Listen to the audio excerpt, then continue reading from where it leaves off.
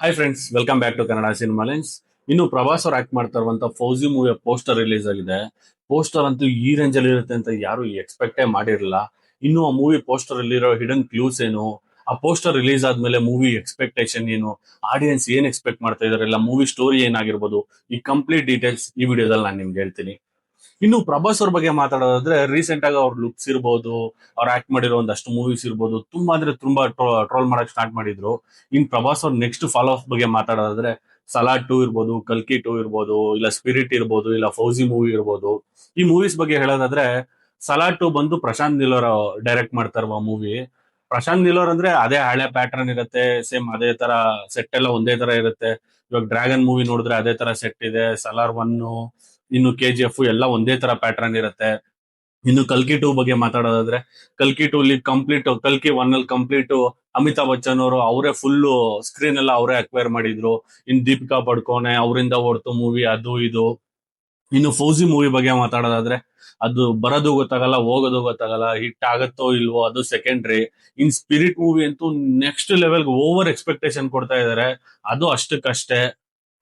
ಈ ತರ ಎಲ್ಲ ಪ್ರಭಾಸ್ ಹೇಟರ್ಸ್ ಯೋಚನೆ ಮಾಡಿ ಈ ತರನೇ ಮೂವಿ ಆಯ್ತು ಅಂದ್ರೆ ಓಕೆ. ಅಪ್ಪಿ ತಪ್ಪಿ ಈ 4 ಮೂವಿಲಿ ಒಂದೇ ಒಂದು ಮೂವಿ ಹಿಟ್ ಆಗೋಯ್ತು ಅಂದ್ರೂ ಪ್ರಭಾಸ್ ಅವ್ರ ಕೆರಿಯರ್ ಇನ್ 10 ವರ್ಷ ಯಾರು ಟಚ್ ಮಾಡಕ್ಕಾಗಲ್ಲ. ಇನ್ನೆವಡು ಮುಟ್ಕೋಕೂಡ್ದು please. Hi kindly request. Just imagine ಮಾಡ್ಕೊಳ್ಳಿ, ನಾಲ್ಕು ಮೂವಿನೂ ಹಿಟ್ ಆಗೋಯ್ತು ಅಂದ್ರೆ ನೀವು ಜಸ್ಟ್ ಇಮ್ಯಾಜಿನ್ ಮಾಡ್ಕೊಳ್ಳಿ ಪ್ರಭಾಸ್ ಅವ್ರ ರೇಂಜ್ ಯಾವ ತರ ಇರುತ್ತೆ, ಅವ್ರ ಮಾರ್ಕೆಟ್ ಯಾವ ತರ ಇರುತ್ತೆ ಅಂತ. ಇನ್ನು 4 ಮೂವೀಸ್ ಬಗ್ಗೆ ಹೇಳೋದಾದ್ರೆ, ಫೌಜಿನೇ ಗೊತ್ತಾಗತ್ತಲ್ವಾ. ಫೌಜಿ ಮೂವಿ ಇವಾಗ ಎಲ್ಲರೂ ಎಕ್ಸ್ಪೆಕ್ಟ್ ಮಾಡ್ತಾ ಇದ್ದಿದೆ ಅಂದ್ರೆ, ಫೌಜಿ ಒಂದು ನಾರ್ಮಲ್ ಮೂವಿ ಇರುತ್ತೆ, ಸ್ಪಿರಿಟ್ ಫಸ್ಟ್ ಬರುತ್ತೆ, ಫೌಜಿ ಆಮೇಲೆ ಬರುತ್ತೆ ಅಂತ. ಎಲ್ಲದಕ್ಕೂ ಒಂದು ಬೆಸ್ಟ್ ಆನ್ಸರ್ ಅಂತ ಫೌಜಿ ಮೂವಿ ಡೈರೆಕ್ಟರ್ ಇದ್ರಲ್ಲಿ ಹೇಳಿದ್ದಾರೆ. ಇನ್ನು ಫೌಜಿ ಮೂವಿ ಪೋಸ್ಟರ್ ನೋಡ್ತಾ ಇದ್ರೆ ಫಸ್ಟ್ ನಮ್ಗೆಲ್ಲ ಹೈಲೈಟ್ ಆಗೋದೇನು ಅಂದ್ರೆ, ಪ್ರಭಾಸ್ ಅವರು ಒಂದು ಬಂಡೆ ಮೇಲೆ ಕುತ್ಕೊಂಡು ಫುಲ್ ಬ್ಲಡೆಡ್ ಶೇಡೆಡ್ ಆಗಿ ಒಂದು ಬಂಡೆ ಮೇಲೆ ಕುತ್ಕೊಂಡಿರ್ತಾರೆ. ಅಂದ್ರೆ ಕಂಪ್ಲೀಟ್ ವಾರ್ ಆಗಿ ಇದೆಲ್ಲ ನನಗ್ ಸಾಕಾಯ್ತು, ಇದನ್ನೆಲ್ಲ ಯಾಕಾದ್ರೂ ನಾನು ಮಾಡ್ಬೇಕಿತ್ತು ಅಂತ ಒಂದು ಬೇಜಾರಲ್ಲಿ ಬಂಡೆ ಮೇಲೆ ಕೂತಿದ್ದಾರೆ ಅನ್ಸತ್ತೆ. ಇದು ಕೈಯಲ್ಲಿ ರೈಫಲ್ ನೋಡಿದ್ರೆ ಆಲ್ರೆಡಿ ವಾರ್ ಎಲ್ಲ ಮುಗ್ದಿದೆ, ಯಾಕಾದ್ರೂ ವಾರ್ ಮಾಡ್ಬಿಟ್ನು ಅನ್ನೋ ಒಂದು ಗಿಲ್ಟಿನೆಸ್ ಅಲ್ಲಿ ಪ್ರಭಾಸ್ ಅವ್ರು ಕೂತಿದ್ದಾರೆ ಅಂತ ಕಾಣತ್ತೆ. ಇನ್ನು ಹಂಗೆ ಕ್ಲೀನ್ ಆಗಿ ಅಬ್ಸರ್ವ್ ಮಾಡಿದ್ರೆ ಪ್ರಭಾಸ್ ಅವ್ರ ಕತ್ತಲ್ ಒಂದು ಜನವರ ಕಾಣುತ್ತೆ. ಅಂದ್ರೆ ಮೇ ಬಿ ಪ್ರಭಾಸ್ ಅವ್ರ ಒಂದು ದೇವಸ್ಥಾನ ಪೂಜಾರಿ ಆಗಿರ್ಬೋದು, ಇಲ್ಲ ಬ್ರಾಹ್ಮಣರಾಗಿರ್ಬೋದು. ಅದರಿಂದ ಆಗೋ ಸಮಥಿಂಗ್ ಏನೋ ಡೈರೆಕ್ಟ್ ಹೇಳಕ್ ಬಂದಿದ್ದಾರೆ. ಮೇ ಬಿ ಇದು 1920 ನಡೆಯೋ ಸ್ಟೋರಿ ಆಗಿರೋದ್ರಿಂದ ಮೇ ಬಿ ಆ ಟೈಮಲ್ಲೆಲ್ಲ ಬ್ರಿಟಿಷ್ ಇರೋದಲ್ವಾ, ಆ ಟೈಮಲ್ಲಿ ಮೇ ಬಿ ಕನ್ವರ್ಟ್ ಮಾಡಕ್ ಟ್ರೈ ಮಾಡಿರ್ಬೋದು, ಇಲ್ಲ ದೇವಸ್ಥಾನನೆಲ್ಲ ಡೆಮಾಲಿಷನ್ ಮಾಡಕ್ ಟ್ರೈ ಮಾಡಿರ್ಬೋದು. ಆ ತರದ್ದೇನೋ ಒಂದು ರಿವೆಂಜ್ ತೀರ್ಸ್ಕೊಳಕ್ ಬಂದಿದ್ದಾರೆ, ಇಲ್ಲ ಫ್ರೀಡಮ್ ಫೈಟ್ ಬಗ್ಗೆ ಏನೋ ಹೇಳಕ್ ಬಂದಿದ್ದಾರೆ ಈ ಮೂವಿಲಿ. ಇನ್ನು ನಾನು ನಿಮ್ಗೆ ಹೇಳದ್ನಲ್ವಾ, ಈ ಪೋಸ್ಟರ್ ಅಲ್ಲಿ ರೈಟ್ ಸೈಡ್ ಅಲ್ಲಿ ನೋಡಿದ್ರೆ ಗೊತ್ತಾಗುತ್ತೆ ಮೋಸ್ಟ್ ವಾಂಟೆಡ್ ಫ್ರಮ್ 1920 ಅಂತ. ಅಂದ್ರೆ ಬ್ರಿಟಿಷ್ ಅವ್ರ ಕಾಲದಲ್ಲಿ ನಡೀತಾ ಇರೋದು, ಅವಾಗ್ಲಿಂದ ಮೋಸ್ಟ್ ವಾಂಟೆಡ್ ಆಗಿರ್ತಾನೆ. ಸೊ ಅದಕ್ಕೆ ಎಲ್ಲರೂ ಇವನ್ನ ಹುಡುಕ್ತಾ ಇರ್ತಾರೆ, ಎಲ್ಲರೂ ಹುಡುಕ್ಬೇಕು. ಇನ್ನೇನ್ ಇವನ್ನ ಅರೆಸ್ಟ್ ಮಾಡ್ಬೇಕಾದ್ರೆ ಎಲ್ಲರ ಮೇಲೆ ಇವ್ನು ರಿವೆಂಜ್ ತೀರ್ಸ್ಕೊಂಡಿದ್ದಾನೆ ಅಂತ ಈ ಪೋಸ್ಟರ್ ಅಲ್ಲಿ ಗೊತ್ತಾಗತ್ತೆ. ಇನ್ನು ಪೋಸ್ಟರ್ ಅಲ್ಲಿ movie title complete orange colour ಅಲ್ಲಿ ಬಿಟ್ಟಿದ್ದಾರೆ. ಮೇ ಬಿ ಡೈರೆಕ್ಟ್ರು ಇಂಡೈರೆಕ್ಟ್ ಆಗಿ ಇದರಲ್ಲಿ ಹೇಳ್ತಿದ್ದಾರೆ, ಕಂಪ್ಲೀಟ್ ಮೂವಿ ಒಂದು ಹಿಂದುತ್ವನ ಪೋರ್ಟ್ರೇಟ್ ಮಾಡ್ತಾ ಇರತ್ತೆ. ಪ್ರಭಾಸ್ ಅವರು ಹಿಂದುತ್ವಕ್ಕಾಗಿ ಹೋರಾಡ್ತಾ ಇದ್ದಾರೆ ಅಂತ ಒಂದು ಇಂಡೈರೆಕ್ಟ್ ಮೆಸೇಜ್ ಕೊಡ್ತಾ ಇದ್ದಾರೆ ಪೋಸ್ಟರ್ ಅಲ್ಲೇ. ಇನ್ನು ನಾನು ನಿಮ್ಗೆ ಆವಾಗಲೇ ಹೇಳದ್ನಲ್ವಾ ಪ್ರಭಾಸ್ ಅವ್ರ ನೆಕ್ಸ್ಟ್ ಫಾಲೋ ಅಪ್ಸ್ ಯಾವ ತರ ಇದೆ ಅಂತ. ಇವಾಗ ಫೌಜಿ ಮೂವಿ ನಾವೇನು ಎಕ್ಸ್ಪೆಕ್ಟೇ ಮಾಡಿರಲಿಲ್ಲ, ಈ ಪೋಸ್ಟರ್ ಈ ರೇಂಜ್ ಬಂದಿದೆ ಅಂದ್ರೆ ಇನ್ನು ಮೂವಿ ಯಾವ ರೇಂಜ್ ಇರ್ಬೋದು ಅಂತ ಜಸ್ಟ್ ಇಮ್ಯಾಜಿನ್ ಮಾಡ್ಕೊಂಡ್ರೆ ನಮ್ಗೆಲ್ಲ ಮೂವಿ ಯಾವ ತರ ಇರ್ಬೋದು ಅನ್ಸುತ್ತೆ. ಇನ್ನು ಪ್ರಭಾಸ್ ಅವ್ರದ್ದು ಮೂವೀಸ್ ರಾಜಾ ಸಾಬ್ ಇರ್ಬೋದು, ಇಲ್ಲ ಕಲ್ಕಿ 2 ಇರ್ಬೋದು, ಇಲ್ಲ ಅದಕ್ಕೆ ಮುಂಚೆ ಬಂದಿದ್ದ ಸಾಹೋ ಇರ್ಬೋದು, ರಾಧೇಶ್ಯಾಮ್ ಇರ್ಬೋದು. ಇದ್ರಲ್ಲೆಲ್ಲ ಒಂದು ಅಷ್ಟು ಬ್ಲಡ್ ಶೆಡ್ ನೀಟಾಗಿ ಯಾರು ತೋರಿಸಿಲ್ಲ. ಕಂಪ್ಲೀಟ್ ಇದರಲ್ಲಿ ಒಂದು ಅಷ್ಟು ವರ್ಷ ಆದ್ಮೇಲೆ ಪ್ರಭಾಸ್ ಅವರು ಮತ್ತೆ ಕಂಪ್ಲೀಟ್ ಒಂದು ವಾರ್ ಬೇಸ್ಗೆ, ಅಂದ್ರೆ ಬಾಹುಬಲಿ ಎಲ್ಲ ಬಿಟ್ಟು ಅದೇ ಹಿಂದೆ ಇದ್ರಲ್ಲ ಪ್ರಭಾಸ್ ಛತ್ರಪತಿ, ಆ ಟೈಮಲ್ಲೆಲ್ಲ ನೋಡಿದ್ರೆ ಮತ್ತೆ ಅದೇ ವಿಂಟೇಜ್ ಪ್ರಭಾಸ್ ಬರ್ತಾ ಇದಾರೆ ಅನ್ಸುತ್ತೆ. ಇನ್ನು ಪ್ರಭಾಸ್ ಅವ್ರ ಬಾಡಿ ಅದನ್ನೆಲ್ಲ ನೋಡ್ತಿದ್ರೆ ಇದು ಕಂಪ್ಲೀಟ್ ಯಾವ್ದು ಮಾಡಿದ್ದಾರೆ ಅನ್ಸಲ್ಲ. ಪ್ರಭಾಸ್ ಮತ್ತೆ ಬಾಡಿನ ರೀಬಿಲ್ಡ್ ಮಾಡಿದ್ದಾರೆ, ಮತ್ತೆ ಸಮಥಿಂಗ್ ಏನೋ ಫ್ಯಾನ್ಸ್ಗೆ ಒಂದು ಒಳ್ಳೆ ಗಿಫ್ಟ್ ಕೂಡ ಟ್ರೈ ಮಾಡ್ತಾ ಇದ್ದಾರೆ ಪ್ರಭಾಸ್ ಅವ್ರು ಅಂತ ಎಕ್ಸ್ಪೆಕ್ಟ್ ಮಾಡ್ಬೋದು. ಇನ್ನು ರೀಸೆಂಟ್ ಆಗಿ ಪ್ರಭಾಸ್ ಅವ್ರ ಲುಕ್ಸ್ ಮತ್ತೆ ಪ್ರಭಾಸ್ ವಾಯ್ಸ್ ಅದನ್ನೆಲ್ಲ ಟ್ರೋಲ್ ಮಾಡಕ್ ಸ್ಟಾರ್ಟ್ ಮಾಡಿದ್ರು. ಇನ್ನು ರಾಜಾ ಸಾಬ್ ಮೂವಿಲಿ ಎಡಿಟಿಂಗ್ ಚೆನ್ನಾಗಿರ್ಲಿಲ್ಲ, ಪ್ರಭಾಸ್ ಅಲ್ಲಲ್ಲಿ ಸುಮ್ನೆ ಪ್ರಭಾಸ್ ಡೂಪ್ನ ಇಟ್ಕೊಂಡ್ ಮಾಡ್ಬಿಟ್ರು. ಇನ್ನು ರಾಧೇಶ್ಯಾಮ್ ತಗೊಂಡ್ರೆ ಅದು ಪ್ರಭಾಸ್ ಅವ್ರಿಗೆ ಅಷ್ಟು ಸೂಟೇ ಆಗಿಲ್ಲ, ಲವ್ ಸ್ಟೋರಿ ಎಲ್ಲ ಪ್ರಭಾಸ್ ಸೂಟೇ ಆಗಲ್ಲ ಅಂತಾರೆ. ಇನ್ನು ಪ್ರಭಾಸ್ ಅವ್ರಿಗೆ ಲವ್ ಸ್ಟೋರಿ ಸೂಟ್ ಆಗಲ್ಲ ಅನ್ನೋರಿಗೆಲ್ಲ ಡಾರ್ಲಿಂಗ್ ಮೂವಿ ಒಂದು ಬೆಸ್ಟ್ ಎಕ್ಸಾಂಪಲ್. ಯಾಕಂದ್ರೆ ಛತ್ರಪತಿ ಅವೆಲ್ಲ ಆದ್ಮೇಲೆ ಡಾರ್ಲಿಂಗ್ ಮೂವಿ ಅಂತೂ ಪ್ರಭಾಸ್ ಅವ್ರ ಕಂಪ್ಲೀಟ್ ಪ್ಯಾಟರ್ನ್ ಚೇಂಜ್ ಮಾಡ್ತು. ಒಂದು ಫೀಮೇಲ್ ಆಡಿಯನ್ಸ್ ಇರ್ಬೋದು, ಒಂದು ಫ್ಯಾಮಿಲಿ ಆಡಿಯನ್ಸ್ ಇರ್ಬೋದು, ప్రతి ಒಂದನ್ನು డార్లింగ్ మూవీ ప్రభాస్ ಅವ್ರು ತಂದ್ಕೊಡ್ತು. ఏంట్రా ఈ కథంతా? చిన్నప్పటి నుంచి నందిని మీద నాకున్న పిచ్చి ప్రేమని కథగా చెప్పాను.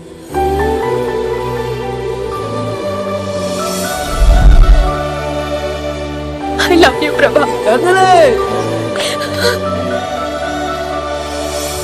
ಇನ್ನು ಡಾರ್ಲಿಂಗ್ ಮೂವಿ ಬಗ್ಗೆ ಹೇಳೋದಾದ್ರೆ, ಆ ಡಾರ್ಲಿಂಗ್ ಮೂವಿಲಿರೋ ಪ್ರಭಾಸ್ ಅವರು ಹಾಕೋ ಡ್ರೆಸ್ ಇರ್ಬೋದು, ಆ ಲುಕ್ಸ್ ಇರ್ಬೋದು, ಆ ವಾಕಿಂಗ್ ಸ್ಟೈಲ್ ಇರ್ಬೋದು, ಆಕ್ಷನ್ ಇರ್ಬೋದು, ಆ ಮೂವಿ ರಿಲೀಸ್ ಆಗಂತೂ ಎಷ್ಟು ಟ್ರೆಂಡ್ ಆಗಿತ್ತಂದ್ರೆ ಆಲ್ಮೋಸ್ಟ್ ಎಲ್ಲಾ ಹುಡುಗರು ಅದೇ ತರ ಡ್ರೆಸ್ಸಿಂಗ್ ಮಾಡಕ್ ಸ್ಟಾರ್ಟ್ ಮಾಡಿದ್ರು. ಆ ಲೂಸ್ ವೇರ್ಸ್ ಇರ್ಬೋದು, ಇಲ್ಲ ಡ್ರಾಪ್ ಶೋಲ್ಡರ್ಸ್ ಇರ್ಬೋದು, ತುಂಬಾ ಅಂದ್ರೆ ತುಂಬಾ ಟ್ರೆಂಡ್ ಆಗಿತ್ತು ಅವಾಗ. ಇನ್ನು ಪ್ರಭಾಸ್ ಅವ್ರ ಮೂವೀಸ್ ಬಾಕ್ಸ್ ಆಫೀಸ್ ಅಲ್ಲಿ ವರ್ಕೌಟ್ ಆಗಿಲ್ಲ, ಪ್ರೊಡ್ಯೂಸರ್ ಲಾಸ್ ಆಗ್ಬಿಟ್ರು ಅಂತ ಹೇಳೋರ್ಗೆಲ್ಲ ಒಂದು ಸಣ್ಣ ಮೆಸೇಜ್ ಏನು ಅಂದ್ರೆ, ನೀವು ಸಾಹೋ ಇರ್ಬೋದು, ರಾಧೆ ಶ್ಯಾಮ್ ಇರ್ಬೋದು, ಈ ಮೂವೀಸ್ನೆಲ್ಲ ಪ್ರೊಡ್ಯೂಸ್ ಮಾಡಿದ ಆಕ್ಚುಲಿ ಪ್ರಭಾಸ್ ಅವರೇ.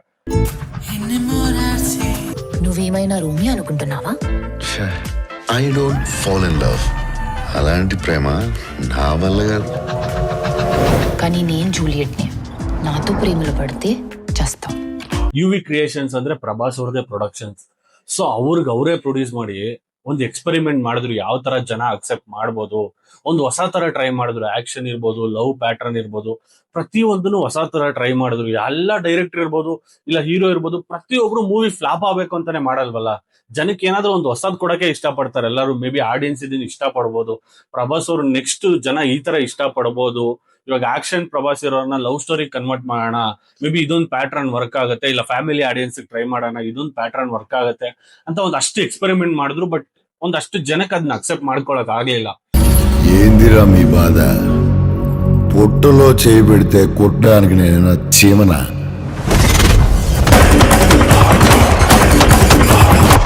రాక్షసుని. ಇವಾಗ ನೆಕ್ಸ್ಟ್ ಫಾಲೋ ಅಪ್ಸ್ ಅಲ್ಲಿ ಇರುವ ನಾಗಶ್ವಿನ್ ಮಾಡ್ತಾ ಇರುವಂತ ಕಲ್ಕಿ 2 ಅಂತೂ ಪಾರ್ಟ್ 1 ಹೇಳಿದ್ರಲ್ವಾ, ದೀಪಿಕಾ ಪಡ್ಕೋನೆ ಮತ್ತೆ ಈ ಅಮಿತಾಬ್ ಬಚ್ಚನ್ ಇವರೇ ಫುಲ್ ಸ್ಕ್ರೀನ್ ಎಲ್ಲ ಇದ್ರು ಅಂತ. ಕಲ್ಕಿ ಕಲ್ಕಿ 1 ಆಕ್ಚುಲಿ ಟ್ರೆಂಡ್ ಆಗಿದೆ, ಪ್ರಭಾಸ್ ಅವ್ರು ಮಾಡ್ತಾ ಇದ್ದಾರೆ ಅಂತ.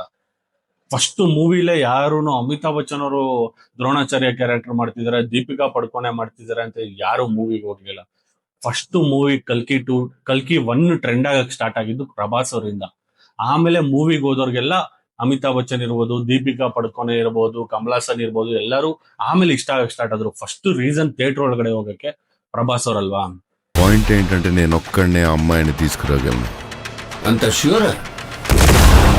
రికార్డ్స్ చూసుకో, ఇంతవరకు ఒక్క ఫైట్ కూడా ఓడిపోలేదు. ఇది కూడా ఓడిపోను. ಇನ್ನು ಸಾಹೋ, ಬಾಹುಬಲಿ ಆದ್ಮೇಲೆ ಪ್ರಭಾಸ್ ಏನ್ ಮಾಡ್ತಾರೆ ಅಂತ ಯೋಚನೆ ಮಾಡ್ತಾ ಇದ್ದವ್ರಿಗೆ ಸಾಹೋ ತರ ಒಂದು ಬಿಗ್ಗೆಸ್ಟ್ ಆಕ್ಷನ್ ಮಾಡ್ತಾರೆ ಮೂವಿ ಅಂತ ಯಾರು ಆ ರೇಂಜ್ಗೆ ಎಕ್ಸ್ಪೆಕ್ಟ್ ಮಾಡಿರಲಿಲ್ಲ. ಒಂದು ಹಾಲಿವುಡ್ ರೇಂಜ್ಗೆ ಒಂದು ಟ್ರೈ ಮಾಡಕ್ ಹೋದ್ರು. ಬಟ್ ನಮ್ಮ ಸೌತ್ ಇಂಡಿಯಾಗೆ, ಒಂದು ಇಂಡಿಯನ್ ಲಾಜಿಕ್ಗೆ ಅದು ಅಷ್ಟು ವರ್ಕ್ ಆಗಿಲ್ಲ. ಆಮೇಲೆ ಸಮಥಿಂಗ್ ಏನೋ ಡಿಫ್ರೆಂಟ್ ಆಗಿ ಟ್ರೈ ಮಾಡೋಣ ಅಂತ ರಾಧೇಶ್ಯಾಮ್ ಮಾಡಿದ್ರು, ಒಂದು ಲವ್ ಸ್ಟೋರಿ ಪ್ಯಾಟರ್ನ್ ಟ್ರೈ ಮಾಡಿದ್ರು, ಅದು ವರ್ಕ್ ಆಗಲಿಲ್ಲ. ಇನ್ನು ಇವಾಗ ನೆಕ್ಸ್ಟ್ ಅಪ್ಕಮಿಂಗ್ ಪ್ರಾಜೆಕ್ಟ್ಸ್ ಇದೆಯಲ್ವಾ ಸ್ಪಿರಿಟ್. ಇನ್ನು ಸ್ಪಿರಿಟ್ ಬಗ್ಗೆ ಮಾತಾಡೋದ್ರೆ ಸಂದೀಪ್ ಬಂಗ ಡೈರೆಕ್ಟ್ರು. యాక్చువల్లీ కొన్ని డ్రగ్స్ ఉన్నాయి మార్కెట్లో. అది కొడితే బ్రెయిన్లో రేడియో లూసెంట్ ఇమేజెస్ ఉండిపోతాయి. వాడు ఆ డ్రగ్ కొడితే 20 ఏళ్ళ తర్వాత దొరుకుతాడు. అలాంటి డ్రగ్స్ ఉన్నాయి. So I feel this film will leave a radiolucent image on your brains. Sandeep Vanga ಅವ್ರ ಬಗ್ಗೆ ಹೇಳೋದೇ ಬೇಡ. ಅನಿಮಲ್ ಮೂವಿ ಆಗಿರ್ಬೋದು, ಅರ್ಜುನ್ ರೆಡ್ಡಿ ಆಗಿರ್ಬೋದು, ಈ ಮೂವೀಸ್ ಎಲ್ಲ ನೋಡ್ತಾ ಇದ್ರೆ ಸ್ಪಿರಿಟ್ ಯಾವ ರೇಂಜ್ ಕಲ್ಟ್ ಮೂವಿ ಆಗಿರುತ್ತೆ ಅಂತ ಜಸ್ಟ್ ಇಮ್ಯಾಜಿನ್ ಮಾಡ್ಕೊಂಡ್ರೆ ಗೊತ್ತಾಗುತ್ತೆ. ಒಂದು ಇಂಟರ್ವ್ಯೂ ಅಲ್ಲಿ ಸಂದೀಪ್ ರೆಡ್ಡಿ ವಂಗ ಅವರೇ ಒಂದ್ಸರಿ ಹೇಳ್ತಾರೆ, ನೀವು ಅನಿಮಲ್ ಅಲ್ಲಿ ಏನ್ ನೋಡಿರ್ತೀರ ಅದು ಜಸ್ಟ್ 10% ಅಷ್ಟೇ, ಸ್ಪಿರಿಟ್ ಇದಕ್ಕಿಂತ 100% ನೆಕ್ಸ್ಟ್ ಲೆವೆಲ್ ವೈಲೆನ್ಸ್ ಇರುತ್ತೆ ಅಂತ. ಅಷ್ಟು ವೈಲೆನ್ಸ್ ಇರುತ್ತೆ ಅಂದ್ರೆ ಫಸ್ಟ್ ಮೂವಿಗೆ ಕಂಪ್ಲೀಟ್ ಎ ಸರ್ಟಿಫಿಕೇಟ್ ಕೊಟ್ಬಿಟ್ಟಿದ್ದಾರೆ ಡೈರೆಕ್ಟರ್. ಇನ್ನೇನ್ ಸೆನ್ಸಾರ್ ಅವರೇ ಸರ್ಟಿಫಿಕೇಟ್ ಕೊಡೋದ್ ಬೇಡ, ಡೈರೆಕ್ಟರ್ ಓಪನ್ ಆಗಿ ಹೇಳ್ತಿದ್ರೆ ಅಷ್ಟು ವೈಲೆನ್ಸ್ ಇರುತ್ತೆ ಅಂದ್ರೆ ಕಂಪ್ಲೀಟ್ ಸಂದೀಪ್ ರೆಡ್ಡಿ ವಂಗ ಮಾಡೋ ಮೂವೀಸ್ ಎಲ್ಲ ಎ ಸರ್ಟಿಫಿಕೇಟ್ ಅಂತಾನೆ ಬರುತ್ತೆ. ಇನ್ನು ಸಲಾರ್ 2 ಮೂವಿ ಬಗ್ಗೆ ಹೇಳೋದಾದ್ರೆ, ಇದು ನಮ್ಮ ಹೆಮ್ಮೆಯ ಪ್ರಶಾಂತ್ ನೀಲ್ ಅವರು ಡೈರೆಕ್ಟ್ ಮಾಡ್ತಾ ಇರುವಂತ ಮೂವಿ ರಿಲೀಸ್ ಆಗ ಮುಂಚೆ ಒಂದಷ್ಟು ಓಡಾಡ್ತಾ ಇತ್ತು, ಇದು ಉಗ್ರಂ ರಿಮೇಕ್ ಆಗಿರುತ್ತೆ. ಸೊ ಅದಕ್ಕೆ complete movie team Hindi version ಉಗ್ರಂನ ಯೂಟ್ಯೂಬ್ ಅಲ್ಲಿ ಮತ್ತೆ OTT ಎಲ್ಲ ಡಿಲೀಟ್ ಮಾಡಿಸಿದ್ರು, ಅದು ಕಂಪ್ಲೀಟ್ ಉಗ್ರಂ ರೀಮೇಕೆ ಆಗಿರತ್ತೆ ಅಂತ. ಹೌದು, ಉಗ್ರಂ ರೀಮೇಕೆ ಸಲಾರ್, ಬಟ್ ಕಂಪ್ಲೀಟ್ ಏನೋ ಒಂದು ದೊಡ್ಡ ಸ್ಕೇಲ್ ಮಾಡಕ್ ಟ್ರೈ ಮಾಡಿದಾರಲ್ವಾ. ಇವಾಗ ಉಗ್ರಂ ನಾವೆಲ್ಲ ನೋಡಿದ್ರು ಒಂದು ಮಾಸ್ ಆಕ್ಷನ್ ಮತ್ತೆ ಫ್ಯಾಮಿಲಿ ಕನೆಕ್ಟ್ ಆಗಂತ ಮೂವಿ, ಬಟ್ ಸಲಾರ್ ಒಂದು ನೆಕ್ಸ್ಟ್ ಲೆವೆಲ್ ಆಕ್ಷನ್ ನ ಟ್ರೈ ಮಾಡಿದ್ದಾರೆ, ಒಂದು ಅಷ್ಟು నెక్స్ట్ లెవెల్ క్యారెక్టర్స్ ನ ట్రై ಮಾಡಿದ್ದಾರೆ. ఇక్కడ కూడా కుర్చీ కోసం కుతంత్రాలు జరిగేవి. నేనుండగా నా కొడుకు వరదరాజమన్నారిని త్వరగా చూడాలనేది నా కోరిక. ಇನ್ನು ಉಗ್ರಂ ತರನೇ ಇರುತ್ತಾ ಪಾರ್ಟ್ 2 ಅಂತ ಎಕ್ಸ್ಪೆಕ್ಟ್ ಮಾಡೋರಿಗೆ ಪ್ರಶಾಂತ್ ನೀಲ್ ಅವ್ರು ಏನ್ ಟ್ವಿಸ್ಟ್ ಕೊಡ್ತಾರೆ ಅಂತ ಗೊತ್ತಿಲ್ಲ.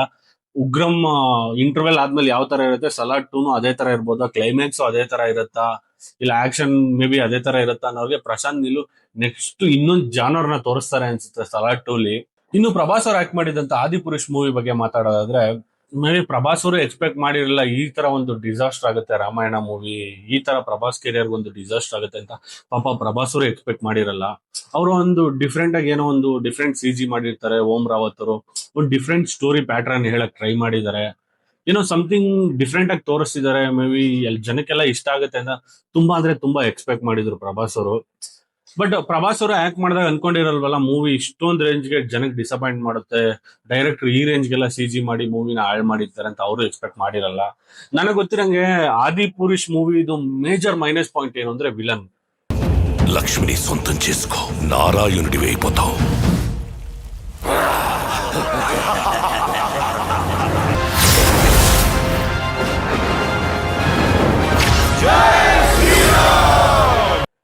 ಇವಾಗ ನಾವೆಲ್ಲ ಸೈಫ್ ಅಲಿ ಖಾನ್ ಆಲ್ರೆಡಿ ಮೂವೀಸ್ ಅಲ್ಲೆಲ್ಲ ನೋಡಿರ್ತೀರಿ. ಪ್ರಭಾಸ್ ಬಂದು ಒಂದು 6.2 6.3 ಆ ರೇಂಜ್ ಅಲ್ಲಿ ಹೈಟ್ ಇರ್ತಾರೆ. ನೀವು ಸೈಫ್ ಅಲಿ ಖಾನ್ ನ CG ಎಷ್ಟೇ ಹೈಟ್ ತೋರಿಸಿದ್ರು ಜನಕ್ಕೆ ಗೊತ್ತು ಪ್ರಭಾಸ್ ಅವ್ರ ಮುಂದೆ ಸೈಫ್ ಅಲಿ ಖಾನ್ ತುಂಬಾ ಕುಳ್ಳಕ್ಕಿದ್ದಾರೆ ಅಂತ. ಸೊ ಅದೇ ಬಿಗ್ಗೆಸ್ಟ್ ಮೈನಸ್ ಪಾಯಿಂಟ್ ಅನಿಸ್ತು. ಇನ್ CG ವರ್ಕ್ ಬಗ್ಗೆ ಮಾತಾಡೋದಾದ್ರೆ, ಆಲ್ರೆಡಿ ನಾವು ಕಾರ್ಟೂನ್ ನೆಟ್ವರ್ಕ್ ಅಲ್ಲೆಲ್ಲ ನೋಡಿರ್ತೀರಿ. ಅವಾಗ ಒಂದು 10 years ಬ್ಯಾಕೆ ಒಂದು ದ ಲೆಜೆಂಡ್ ಆಫ್ ಹನುಮಾನೋ ಲೆಜೆಂಡ್ ಆಫ್ ರಾಮಾಯಣನೋ ಏನೋ ಬರ್ತಿತ್ತು. ಆ ಕಾರ್ಟೂನ್ ಎಲ್ಲ ನೋಡ್ತಿದ್ರೆ ಈ CGಗಿಂತ ಆ CGನ ಎಷ್ಟೋ ಬೆಟರ್ ಆಗಿ ಮಾಡಿದ್ರು ಅನ್ಸುತ್ತೆ.